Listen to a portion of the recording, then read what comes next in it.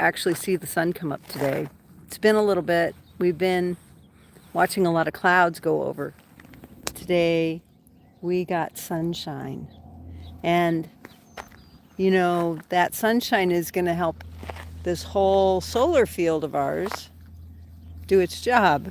Now that it has water and brings up nutrients and can actually, you know, start moving some of those nutrients through and make bigger plants. And so these plants are going to go bonkers creating nutrition, creating food, creating resources for exactly what they are put out there for. And right now it's a lot of deer. Um, but that's that. On top of that, the horses will come up and they will forage these plants as well, and they will use them in their gut to ferment them into volatile fatty acids. And when we say volatile fatty acids, what we really mean is they will make them into the amino acids that they need in their system. That said, they, for the most part, so because we leave our forage to do what it wants to do, it's got seed heads on it, it's all different plant varieties. They're going to be able to pick and choose what they want. They're going to be able to choose different plants. It's like, have you ever had a salad that was just lettuce? Just iceberg lettuce, even at that. Blah. It's like eating water. But when your salad has mixed greens and a few other things in it, maybe a dried cranberry or something fancy like that, you probably eat all the goodies out of it first, but they fall to the bottom, and so you're like super disappointed that all you can get are the pieces of green stuff. Some of that mixed salad might be a little bit bitter, but some of it might be tasty and sweet. And these horses, they want both things. They want to graze both. Why is that? Well, for one thing, that bitter plant helps them excrete bile and flush their liver. So I just learned this yesterday. So arugula is a bitter lettuce leaf that a lot of us eat. So is chard. And so when you eat it, you kind of go, it was tasty, but it's not sweet and it's not smooth. Well, horses will go eat those things on purpose.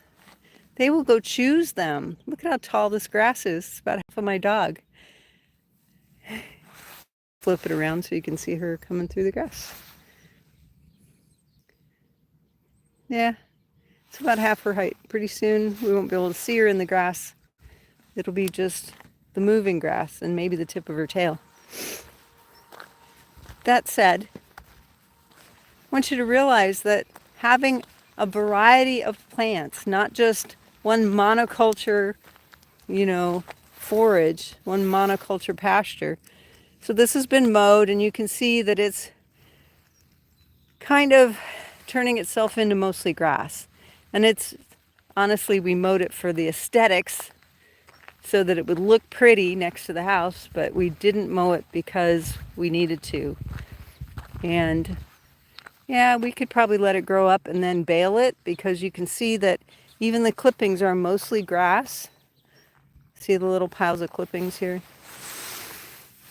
This is mostly grass, and that's what we would call hay.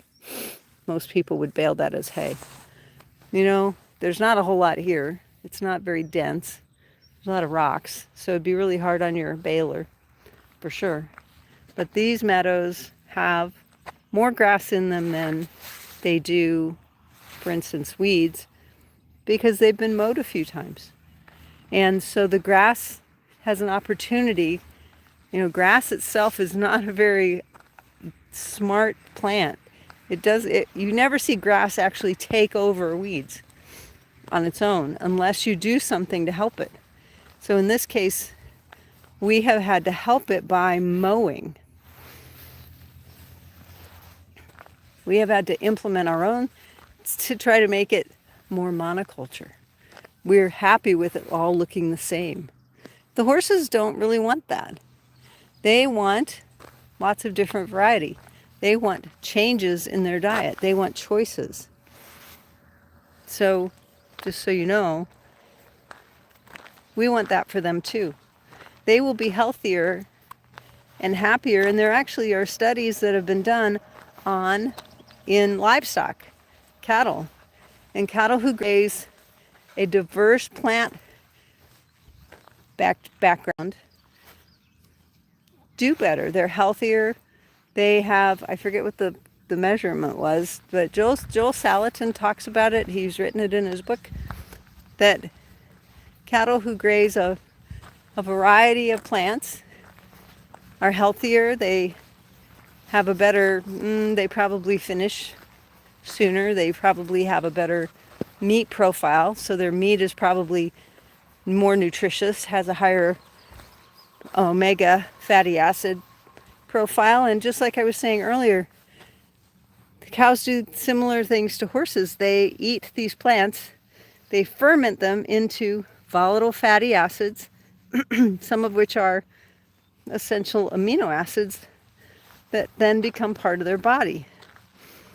They are meant to do that. We can't do that. That's one reason that as strict vegetarians, we don't do so well, because our gut can't ferment that material to create those essential fatty acids. Theirs can. They were built that way. Rabbits do the same thing.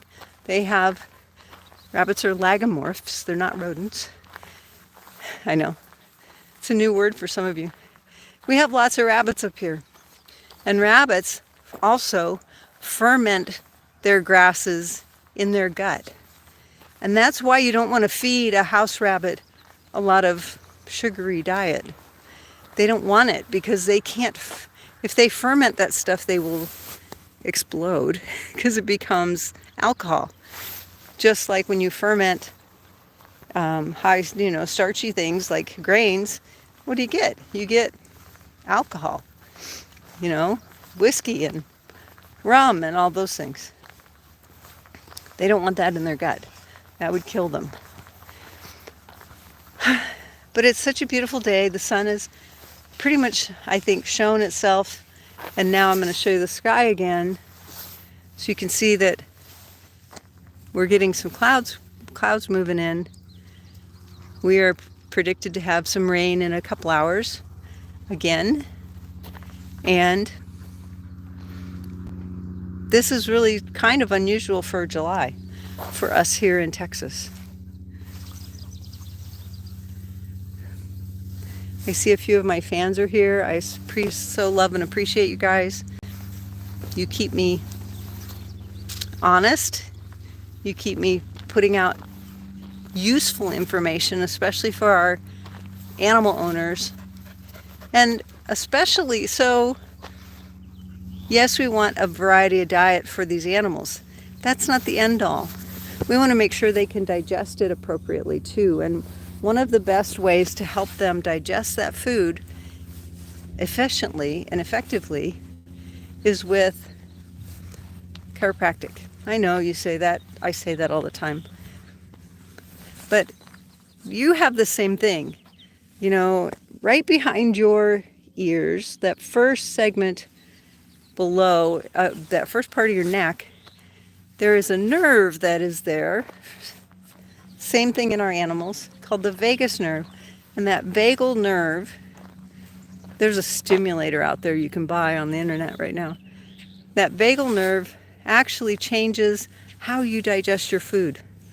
And you've all heard that your gut is like your second brain, and how happy that gut biome is determines a lot of your behaviors and ideas and thoughts. And when we can keep that speaking appropriately to the gut, then better thoughts, better decisions. Our animals do better. And they make better decisions about what they eat.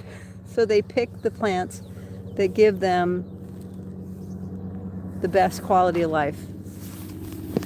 If you're a veterinarian or a chiropractor and you're looking for a better quality of life and a better practice, find us today at animalchiropracticeducation.com, where we train veterinarians and chiropractors just like you to build successful animal chiropractic practices.